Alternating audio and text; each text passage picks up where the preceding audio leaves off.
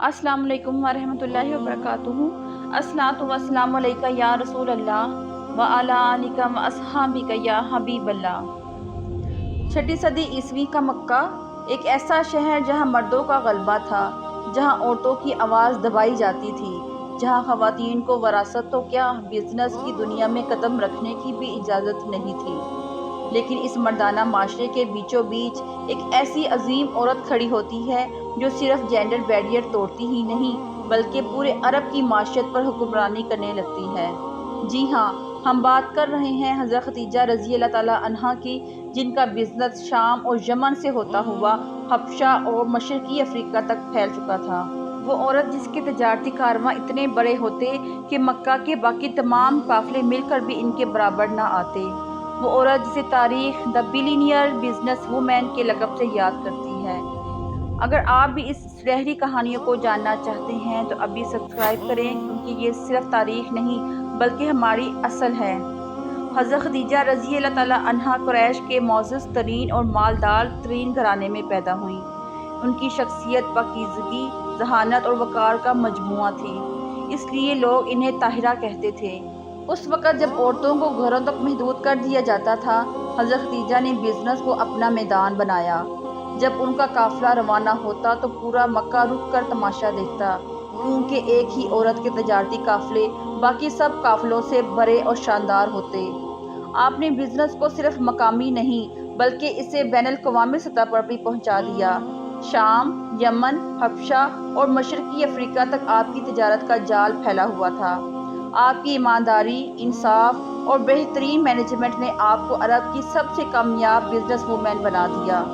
उस ज़माने में मक्का की मार्केट पर आपका कंट्रोल था। आप बिजनेस की दुनिया में गेम चेंजर कहलाई जा सकती हैं। हज़रत खदीजा रज़ी अल्लाह ताला अन्हा का बिजनेस पॉलिसी ये थी कि वो ईमानदार और काबिल एतमाद अफराद को अपना एजेंट बनाती। इसलिए जब रसूलुल्लाह सल्लल्लाहु अलैहि वसल्लम अमीन के लक़ब से मशहूर हुए तो हज़रत खदीजा ने आपको अपने काफ़िले का सरबराह मुकर्रर किया। रसूलुल्लाह सल्लल्लाहु अलैहि वसल्लम ने जब उनका माल तिजारत के लिए शाम ले गए तो नफ़ा कई गुना बढ़ गया। हज़रत खदीजा रज़ी अल्लाह ताला अन्हा के ग़ुलाम मैसरा ने आप सल्लल्लाहु अलैहि वसल्लम के किरदार और अमानत के वाक़यात सुनाए तो हज़रत खदीजा ने पहचान लिया कि ये आम इंसान नहीं। हज़रत खदीजा ने खुद रसूलुल्लाह सल्लल्लाहु अलैहि वसल्लम को निकाह का पैगाम भेजा।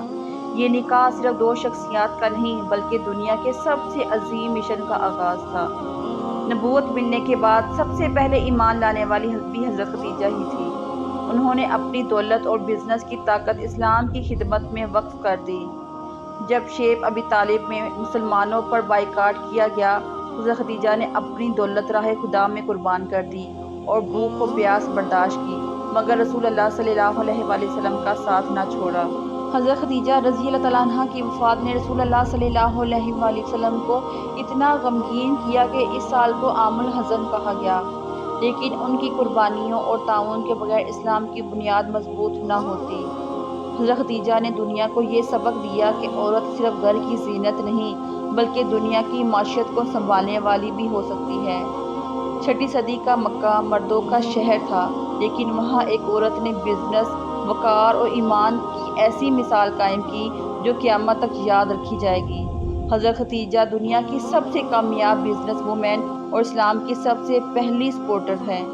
अगर आपको ये वीडियो पसंद आई है तो लाइक और सब्सक्राइब करें और कमेंट्स में बताएं कि आप इस्लाम की किस अजीम हस्ती की ज़िंदगी के बारे में सुनना चाहते हैं। अपना अपने प्यारों का ख्याल रखें। अस्सलाम वालेकुम वरहमतुल्लाहि वबरकातुहू।